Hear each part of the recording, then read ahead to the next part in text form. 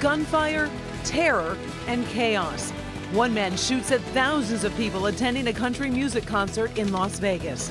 No matter what place you went for cover, there was 2 to 3 bodies to accompany that. Dozens dead, hundreds injured.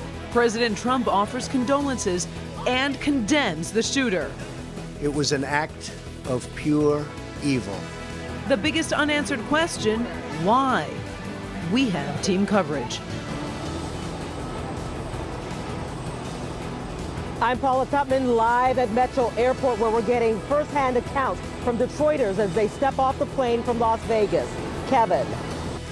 The shooting in Las Vegas has law enforcement right here in Michigan taking a tough look at how we train for active shooters. The story is coming up.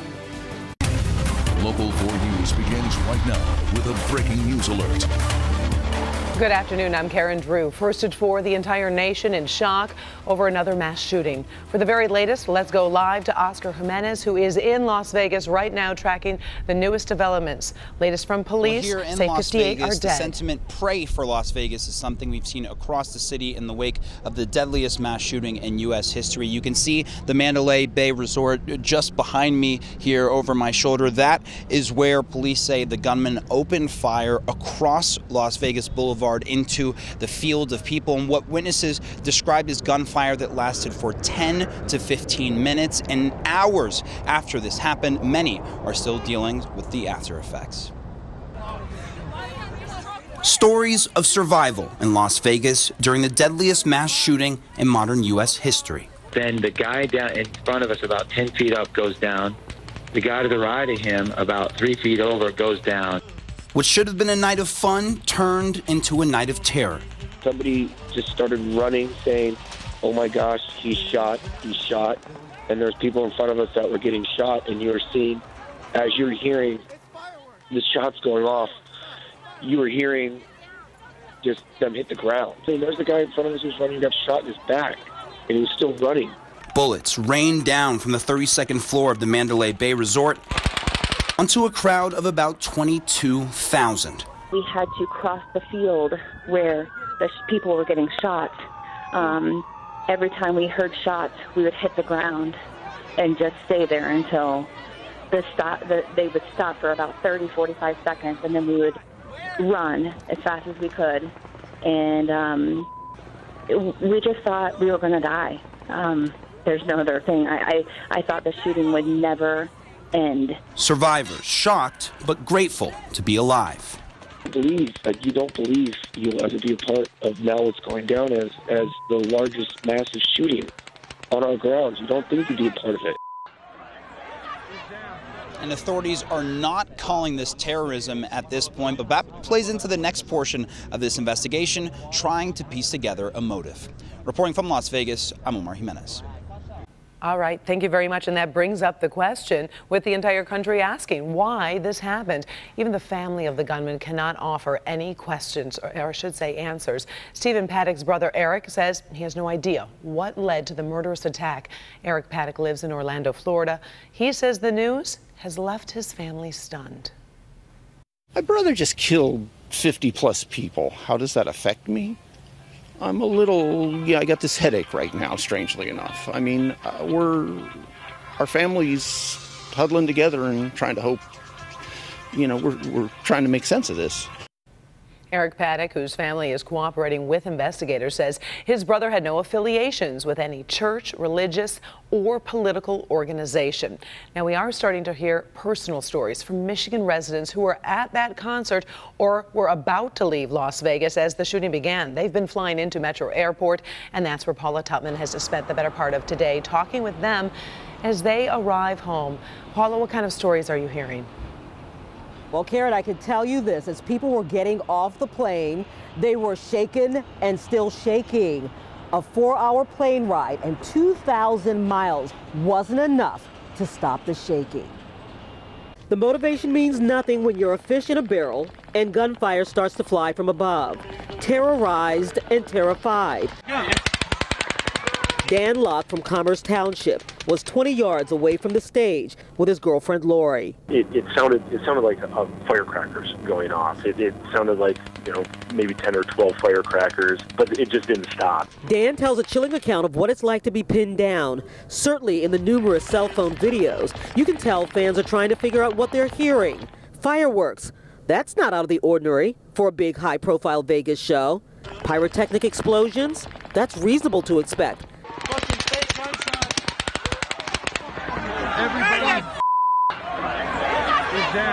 But then, when the screams started happening and the injured and dead started falling, it became real, the very definition of terror setting in. The only thought going through my head was getting as far away from the sound of the gun as quickly as possible. Security fences were in place. One way in, one way out. The bullets were coming from the direction of the entrance.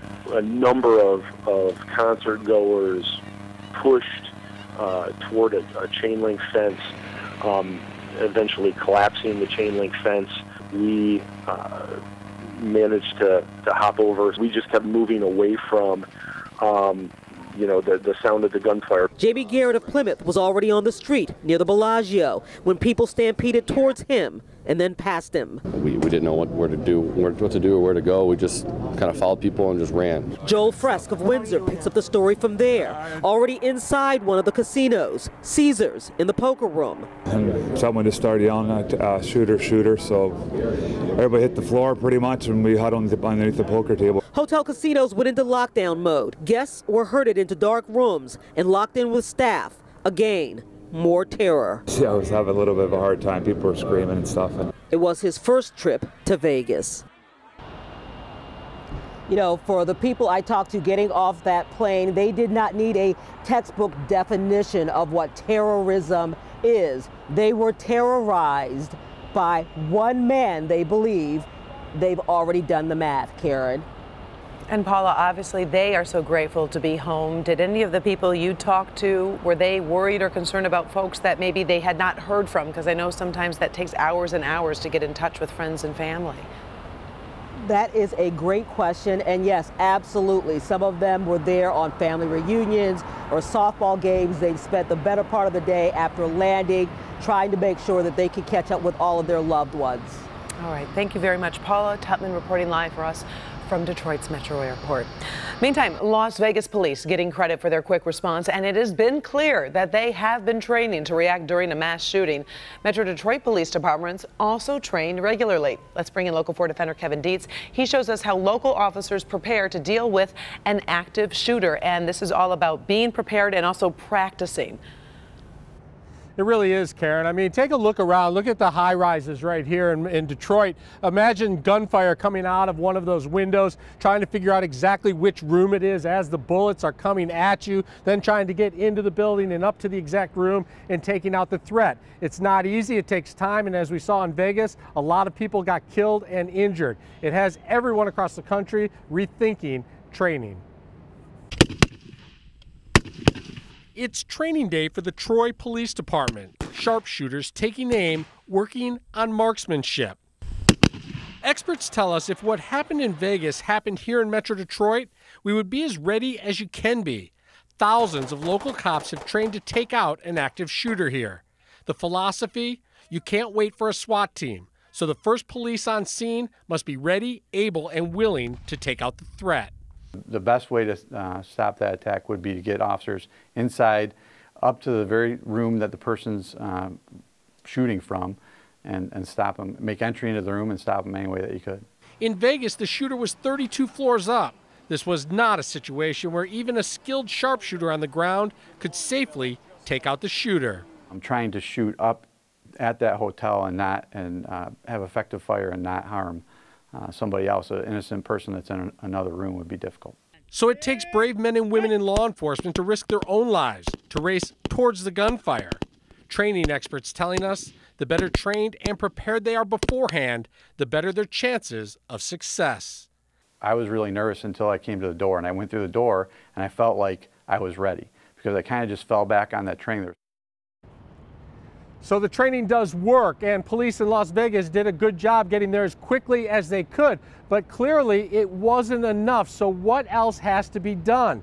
Coming up at 5 o'clock, we talk with Detroit Police Chief James Craig, and he speaks openly and bluntly about what he thinks needs to happen immediately in order to protect people around this country and right here in Metro Detroit. That's coming up at 5 o'clock. Kevin Dietz, Defenders. All right, thank you very much, Kevin. And our team coverage continues over the next 2 hours. Tonight at 5, how local hospitals would respond to a tragedy like this, the trauma protocols in place. At 5:30, finding loved ones during the chaos, how technology and social media have made it easier to get in touch. Then at 6, hotel security. Will there be changes after this gunman found a new way to execute a mass attack? Our partners at NBC pick up the coverage then at 6:30. Lester Holt reporting live from Las Vegas, and the nightly news will be an hour long. Make sure to stick with Local 4 and NBC for complete coverage of the Las Vegas massacre. Right now we're following breaking news out of Ferndale. Police say there was some kind of explosion inside a business on Hilton Road near 696. We don't know the name of the business or what caused the blast. This is video from Sky 4. Now we do know one man in his 30s was burned, rushed to the hospital. Crews there responding to the scene. We'll keep you posted as we learn more. More news still ahead, including the death of an Oakland County deputy while she was on vacation. Her death is the subject of a criminal investigation. Also, the United States flaunts its military muscle. We'll tell you about why this aircraft carrier is in the area of Southeast Asia. Ben. Karen, brand new month, and we are still beating the odds. Temperatures above average and a gorgeous mid-70s, but we've got room to run. We'll show you how much more heat to expect coming up. Before we go to break, we do want to share this Instagram post from Jason Aldean asking people to pray for Las Vegas. As you recall, he is the singer who was on stage when that shooting started. Aldean wrote, quote, "It hurts my heart that this would happen to anyone who is just coming out to enjoy what should have been a fun night. Hashtag heartbroken. Hashtag stop the hate." More news when we come back. The Oakland County Sheriff's Department is saddened to report the death of a forensic lab specialist in a hit-and-run incident in Florida. 31-year-old Deputy Jennifer Geringer was on vacation in Orlando, Florida with her husband when she was hit by a car while using a crosswalk. The car sped off, but a witness tracked down the driver and he was arrested. Geringer was instrumental in fingerprint analysis and ballistics identification in the forensics lab. Funeral arrangements are pending. Well, a Detroit man is recovering right now from a gunshot wound after confronting a group of armed men who broke into his home early this morning. Police say 3 men broke into the home on Dawes Street near Joy Road in Wyoming. They grabbed the victim's wife, and when the victim tried to run, he was shot in the stomach. No word on his condition. The wife was not injured. The home invaders got away, taking a safe from that house. In Washington today, the U.S. Supreme Court turned back a challenge to Michigan's emergency manager law. Voters and elected officials in Michigan joined to challenge the law, which gives the state the power to assign emergency managers to take over local governments. An emergency manager was in place during the city of Flint's water crisis. The suit claimed managers were often assigned to areas with large African-American populations. Lower court said the lawsuit was filed under a federal law that does not apply. The Supreme Court today refused to take up that suit. Ben is back, and it looks like a little bit of summer is back as well. Yeah, I mean, I thought the weekend was nice. It was gorgeous. This is an improvement. Yeah. And we've still got some temperatures to move as we get into tomorrow. But look at these numbers out there. 74 at Metro. Some of the areas you get further inland, we're in the mid-70s and even upper 70s out here in Lansing and Jackson, 78 degrees. And compared to where we were yesterday at 4 p.m., it's a noticeable difference, about 5 to 10 degrees warmer than what we picked up on Sunday afternoon. Well, you've heard of bees in your bonnet. How about one in your butterfly bush? That's what Susie's got in Marine City. She snapped a pic of that guy buzzing around on storm pins. And 'tis the season, I guess. Probably see a lot of the bees out at some of the cider mills as we get through the next few weeks. But our big concern is the lack of rain. We need it. We've got some rain that's out here to the west, and we will eventually get a chance here as we get into Wednesday, but it's probably not going to erase our deficit. Could make a dent in it depending on how things shape up. This is a warm front which will eventually become a cold front before it actually starts marching towards us as we get into Tuesday. So we'll remain dry tomorrow. We'll add a few clouds in as we get into the evening hours, but it looks like that rain is going to hold off until Wednesday. We'll start out with some rain in the morning, and then there's probably going to be enough instability and enough lift with this front that we could be getting a few thunderstorms in the second half of the afternoon. And speaking of rain, you see the direction of these showers sort of running along this front. That could help out if we get a couple of these showers to seemingly move across the same spots over and over. We may get 2/10, quarter of an inch. That may be enough, or maybe as much as we can expect to get out of this system as it marches through on Wednesday. Not our last chance of rain, though. We'll check that out in the 7-day forecast coming up. 52 is where we're going tonight. A lot of us will be in the 40s, especially west of Detroit. And for high temperatures tomorrow, a little bit of an improvement on even what we had today. We'll keep the mid-70s here on the east side, but closer you get to 275, those numbers get into the upper 70s. A lot of 80s in our south zone, especially in Lenawee County. A little bit cooler here out towards Lake Erie, where we'll see the mid to upper 70s. All 80s, though, in our west zone. 80 and 81 are your two choices out there. And we will be seeing some 80s in our north zone, but probably down here towards Waterford and Ortonville. Otherwise, mid to upper 70s is what we can expect tomorrow afternoon. Then the numbers start coming down on the other side of that front. 75 as we get into Wednesday, 73 on Thursday. We will get as cool as 68 here on Friday before numbers start bouncing back over the weekend. Yes, we've got a big game at the Big House on Saturday, but there's still a lot of uncertainty with that forecast, so don't change your plans just yet. And then temperatures will stay in the mid-70s for the Lions on Sunday afternoon. Karen? All right, thank you, Ben. Still ahead, reusable grocery bags could be hazardous to your health. We'll tell you about the risk of food poisoning and how to protect yourself. Also ahead, the murder trial for two women accused of killing the half-brother of North Korea's Kim Jong-un. Their defense and what South Korea says really happened.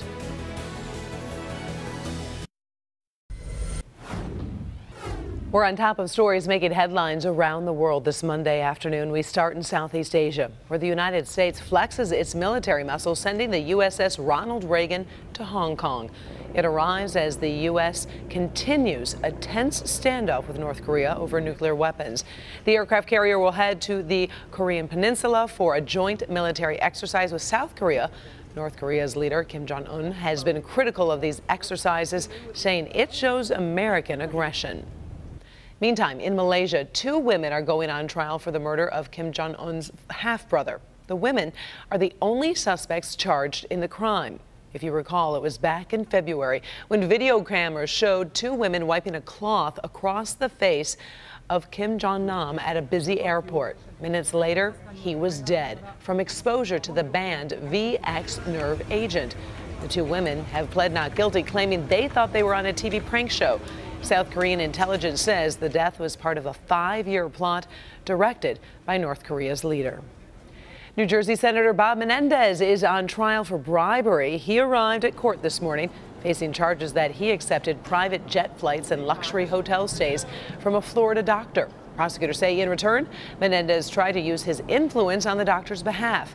Both men deny the claim, saying the gifts are because they are longtime friends. The case is being watched closely because if Menendez is found guilty, the Democrat could be forced out of the Senate. In good health, a new warning today about reusable grocery bags. A consumer watchdog group says that those bags could increase your risk of food poisoning if they're used to carry raw meat and fish.